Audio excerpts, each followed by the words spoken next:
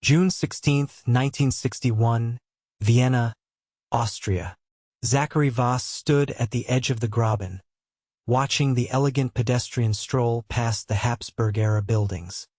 His gray suit and narrow tie marked him as an American businessman, but not conspicuously so. He'd perfected the art of being forgettable, a skill that had kept him alive for 11 years in the field. The Kennedy-Khrushchev summit had concluded the day before, and Vienna was still buzzing with diplomatic activity. Perfect cover for what Zachary was about to do. His official role as a State Department economic attaché allowed him freedom of movement while providing the necessary diplomatic immunity should things go sideways. He checked his watch, a Rolex Submariner, the new model, and proceeded toward Kolmarkt at a leisurely pace. In his briefcase, economic reports, a Parker fountain pen, and a copy of Graham Greene's Our Man in Havana, with certain pages marked in a pattern only his handler would recognize. Nothing incriminating, nothing that would raise suspicion if he were stopped and searched. Zachary believed in the mission. The Soviets had to be contained. Democracy had to prevail. The work he did, gathering intelligence on Soviet military capabilities and intentions, saved lives. He'd witnessed the brutal Soviet suppression of the Hungarian uprising in '56. He'd seen what happened when the West didn't have adequate warning.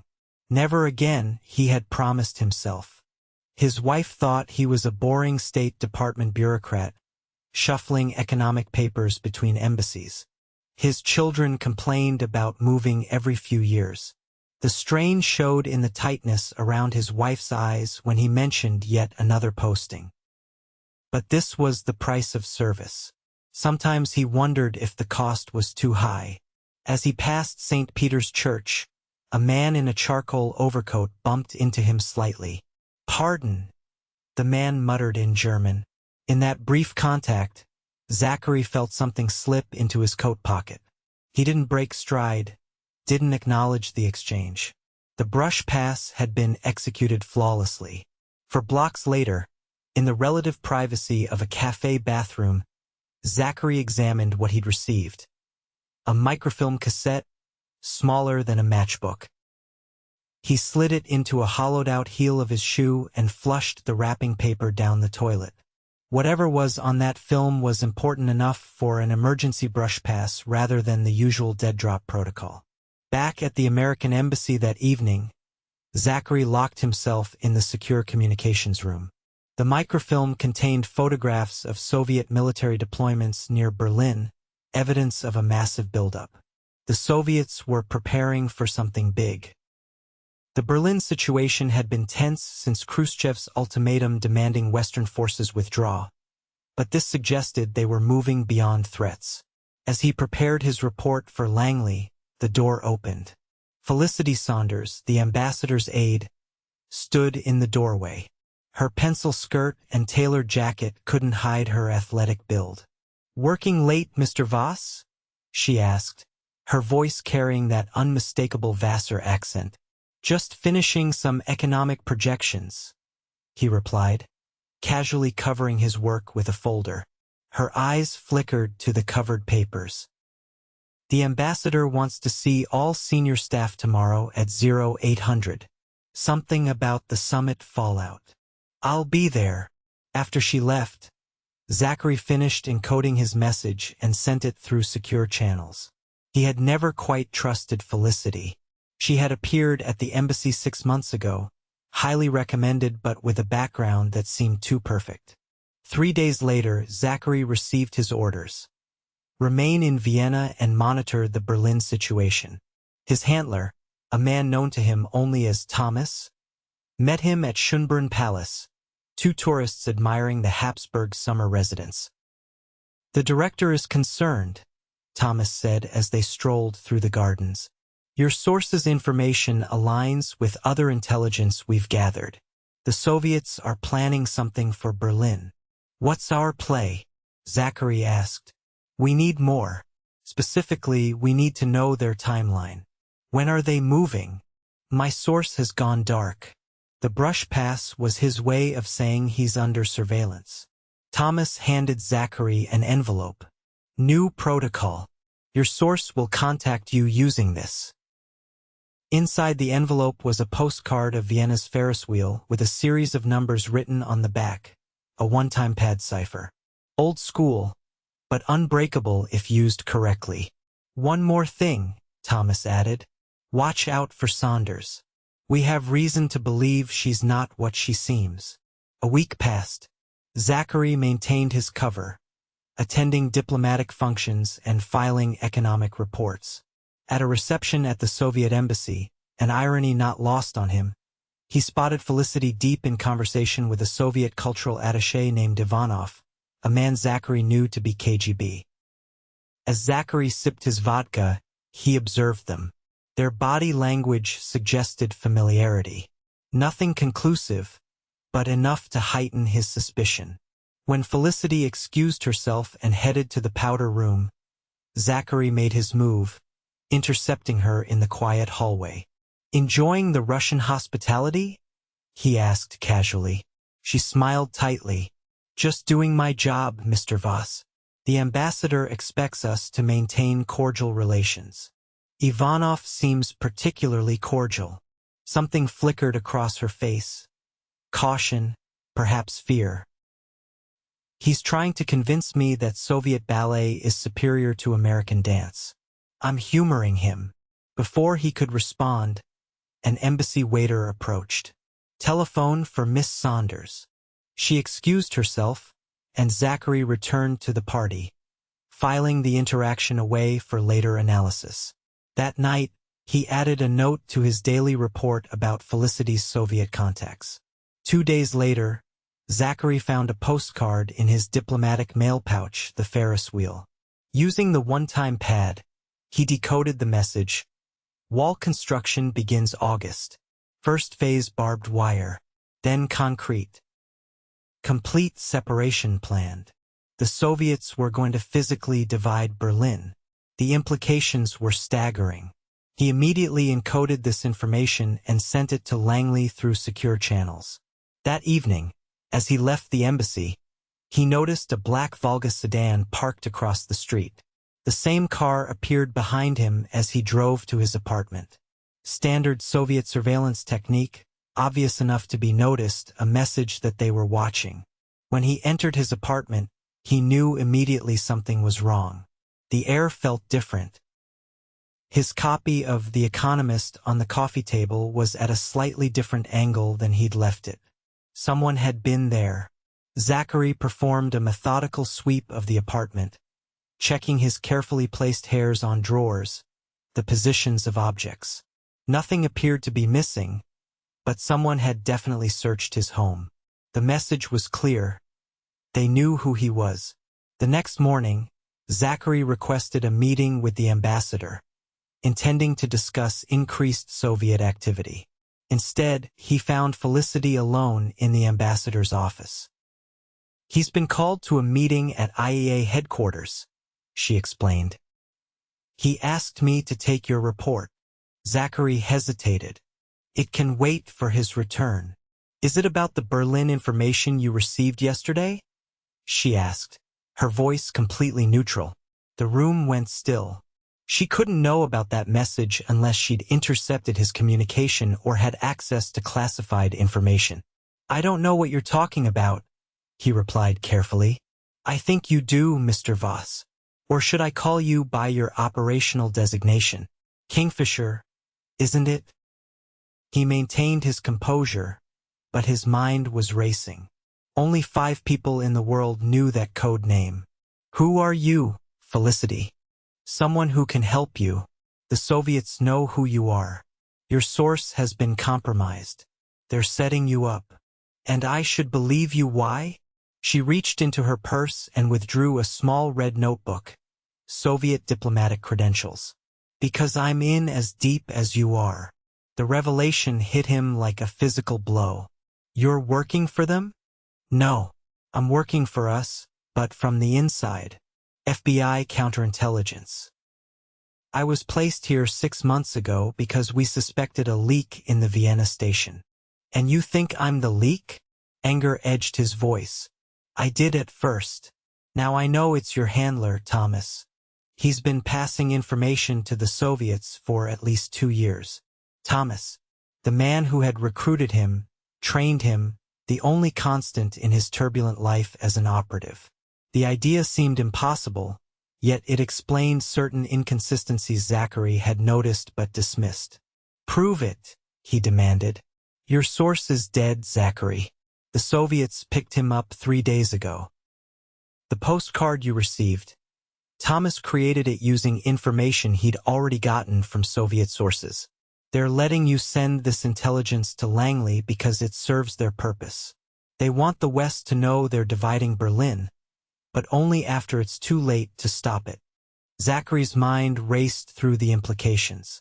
If Thomas was compromised, everything Zachary had done for years might have been manipulated. How many operations had been betrayed? How many agents lost? Why are you telling me this? Because in 48 hours you're going to be arrested as a Soviet spy.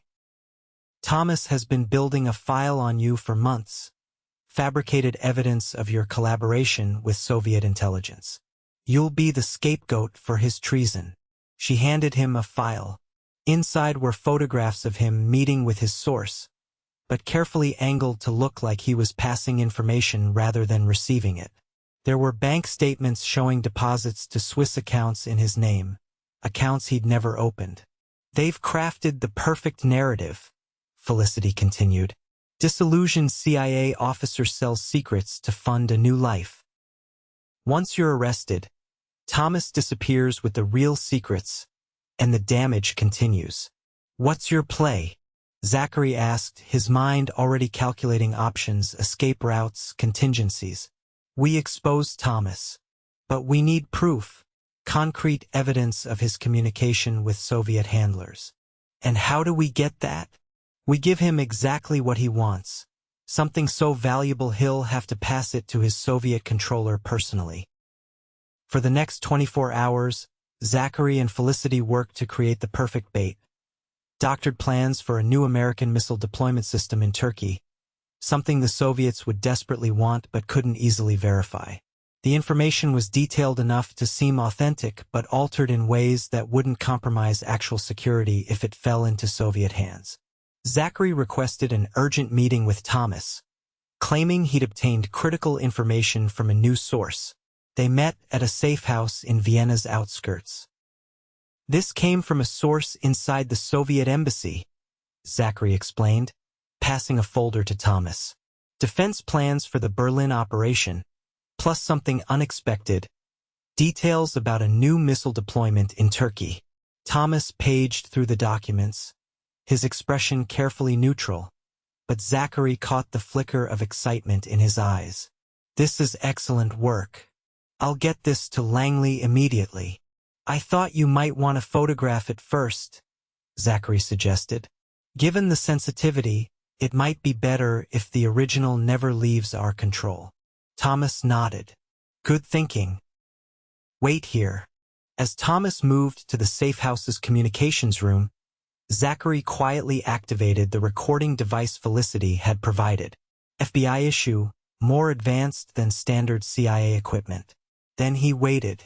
Thomas returned 30 minutes later. All done. Langley is very pleased. Zachary nodded, betraying nothing. I should get back to the embassy. The ambassador has scheduled a staff meeting for this evening. After leaving the safe house, Zachary took a circuitous route back to the rendezvous point with Felicity, ensuring he wasn't followed. She was waiting in a nondescript Opel in a parking garage near Stephansplatz. Did he take the bait? She asked as he slid into the passenger seat. He photographed the documents immediately, said he was sending them to Langley, but he'll be meeting his handler tonight, she finished. The recording device picked up his real transmission. He used a Soviet frequency, not a CIA channel. He's arranged a meeting at Prater Park, midnight. The plan was simple but dangerous. They would photograph Thomas meeting his Soviet handler, obtaining irrefutable proof of his treason. Then Felicity would call in her FBI team, who were already standing by in Vienna, having flown in under diplomatic cover. That night, as rain fell lightly on Vienna, Zachary and Felicity positioned themselves near the Prater, Vienna's famous amusement park. The giant Ferris wheel loomed above them, illuminated against the night sky. Thomas arrived at 11:55, carrying an umbrella and a newspaper, classic spy paraphernalia. At precisely midnight, another figure approached, Ivanov, the KGB officer from the Soviet embassy. The evidence was damning. Using a camera with a telephoto lens, Felicity documented the exchange. Thomas handing over microfilm, Ivanov passing what appeared to be an envelope in return. "That's enough," Felicity whispered. "We've got him." She reached for her radio to signal the FBI team when a third figure emerged from the shadows. A man Zachary recognized immediately, the director of CIA European operations, Martin Keller. He was supposed to be in Washington. "What is he doing here?" Zachary hissed. "I don't know," Felicity replied, tensing. "This wasn't in the plan." They watched as Keller approached Thomas and Ivanov. There was no confrontation, no arrest. Instead, Keller joined their conversation, the three men talking like colleagues. "My God," Felicity breathed. "It goes higher than Thomas. Keller's involved too." The realization hit Zachary like a physical blow. If Keller was compromised, the entire European intelligence network could be affected. Every operation, every agent, every piece of intelligence gathered over years could be tainted. Before they could retreat, a fourth figure appeared, the waiter from the Soviet embassy reception. He looked directly toward their hiding place and pointed. "We've been made," Zachary said urgently. "Move." They abandoned their position as shouts erupted behind them. Running through the rain-slick paths of the Prater, they could hear footsteps in pursuit. "Split up," Zachary ordered. "Meet at the contingency location." Felicity nodded and veered left while Zachary continued straight, drawing the pursuit toward himself. He ducked through the shuttered amusement rides, using the maze-like paths to his advantage. A shot cracked through the night, the bullet splintering would near his head. Zachary zigzagged through the park, finally losing his pursuers near the edge of the Prater. He made his way to the contingency location, a small pension in the 3rd District where Felicity had booked a room under a false name. She was already there, soaking wet but unharmed. "They knew we were coming," she said, her voice tight with tension. "Someone tipped them off. The question is who?" Zachary paced the small room. "Your FBI team? Can we still trust them?" "I don't know." She looked shaken for the first time since he'd known her. "If Keller is involved, he might have connections to FBI leadership as well. This could go deeper than we imagined." They spent the night analyzing their options, which were rapidly dwindling. Their evidence was damning but useless if they couldn't find someone trustworthy to take it to. With both CIA and possibly FBI leadership compromised, the normal channels were closed. "There's one option," Felicity finally said as dawn broke over Vienna. "We go directly to the Attorney General. Robert Kennedy can't be part of this conspiracy. He's too close to the president. And how do we get to him? We can't exactly walk into the Justice Department." "No, but I know someone who can get us access, my former handler at the FBI. He retired last year but still has connections. He lives in Maryland now." "That means getting back to the States without being detected," Zachary pointed out. "Every airport, every border crossing will be watched." "Not every crossing." Felicity spread out a map of Europe. "There's a CIA exfiltration route through Switzerland. It was established for getting defectors out, known only to field operatives like you. Would Thomas or Keller know about it?" Zachary considered. "Thomas might, but it's unlikely. Those routes operate on a need-to-know basis." Over the next 3 days, they made their way across Austria into Switzerland, using cash and false documents Felicity had prepared as part of her contingency planning. They avoided main roads and transportation hubs, hitchhiking and taking local buses where necessary. At a small airfield outside Geneva, they met Zachary's contact, an aging pilot named Renault who had been flying CIA operatives since the early days of the Cold War. No questions asked, no records kept. Zurich to Lisbon, Lisbon to the Azores, then a fishing trawler to Maine, Renault outlined as he prepped his small plane. Old school route. Nobody watches it anymore. The journey was arduous. From the Azores, they spent 4 uncomfortable days on a fishing boat captained by a taciturn Portuguese-American whose family had been running intelligence assets across the Atlantic since World War II. When they finally reached American soil in a small fishing village on the Maine coast, Felicity made a single phone call from a payphone, speaking in a code that Zachary didn't recognize. Within hours, a nondescript sedan arrived, driven by an elderly man with sharp eyes and a military bearing. "Maxwell," Felicity said by way of introduction. "My former handler." The man nodded curtly. "You've stirred up one hell of a hornet's nest, Saunders. There's a shoot-on-sight order for both of you from Langley." "We need to see the Attorney General," she replied. "That's been arranged. But first, I need to see what was worth risking your lives for." They showed him the photographs and recordings. Maxwell studied them in silence, his expression growing grimmer by the minute. "This goes beyond a simple case of a double agent," he finally said. "If Keller is involved, we're looking at a coordinated penetration of our intelligence services. The Soviets could know everything: missile positions, nuclear response protocols, agent identities. Which is why we need to get to Kennedy immediately," Zachary insisted. "Not Kennedy," Maxwell said, surprising them both. "The director of the FBI first. He needs to know his house might be compromised before we take this higher." "Can we trust him?" Felicity asked. Maxwell's expression hardened. "J.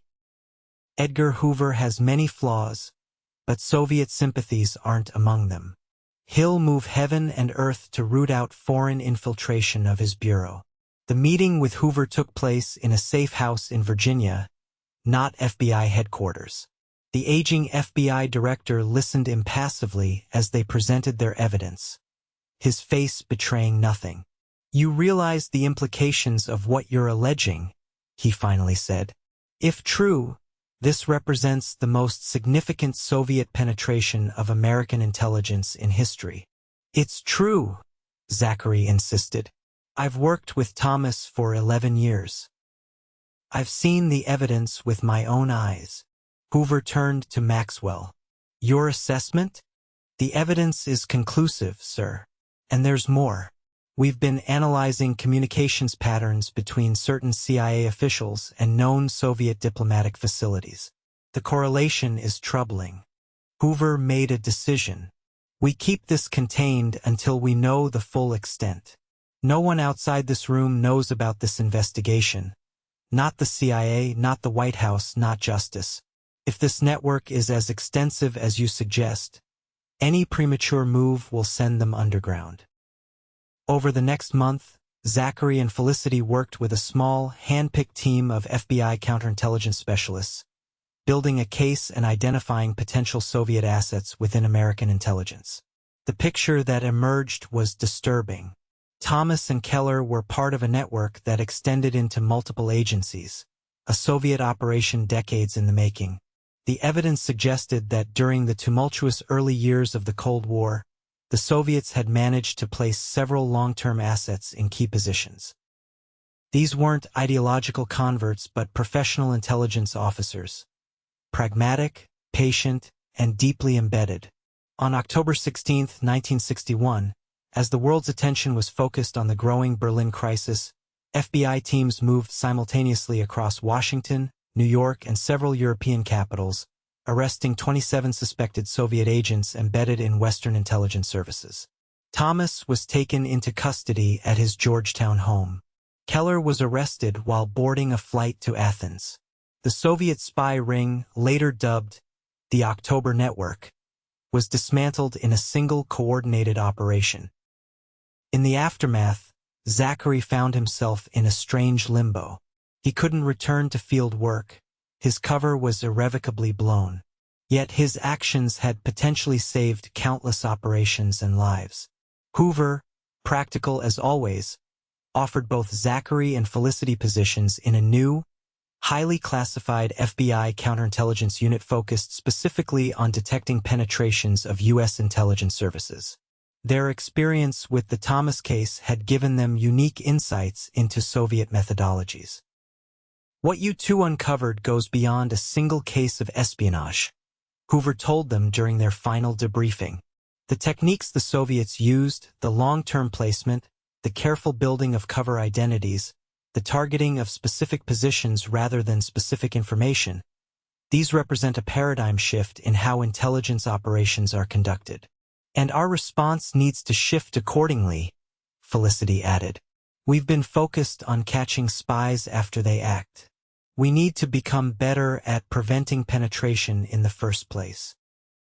In December 1961, they established what would later be known as the Penetration Analysis Division, a small, elite unit charged with developing countermeasures to Soviet deep cover operations. Their methodologies, rigorous background checks, psychological profiling, lifestyle analysis, and financial monitoring would eventually become standard practice throughout Western intelligence services. Years later, in the fall of 1989, Zachary stood in the American sector of Berlin, watching as crowds gathered at the wall. Felicity stood beside him, her hair now gray, her posture still military straight despite the decades. "They're going to tear it down," she said quietly. "After all these years." Zachary nodded, remembering the intelligence he'd received in that Vienna summer of 1961.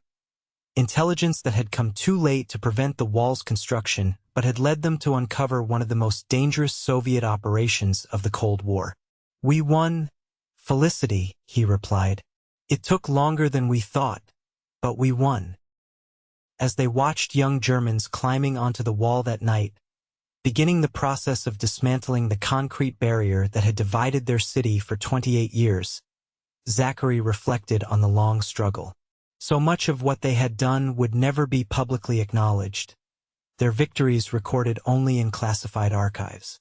Yet standing there, watching history unfold, he felt a deep satisfaction. The world would never know how close the Soviets had come to compromising America's intelligence apparatus, or how two operatives, following instinct and trading trust in the shadow of Vienna's Ferris wheel, had helped turn the tide of a silent war. The Thomas case would eventually become required study at the FBI Academy and CIA training facilities, not for the specific details which remained classified, but for the methodologies it revealed on both sides. It demonstrated how patient penetration operations could be countered by equally patient counterintelligence work, and how the human elements of trust, betrayal, and moral courage remained central to the shadow world of espionage. For Zachary and Felicity, who married in 1963 and spent the remainder of their careers developing the systems that would protect American intelligence from infiltration, the fall of the Berlin Wall represented the final vindication of choices made decades earlier.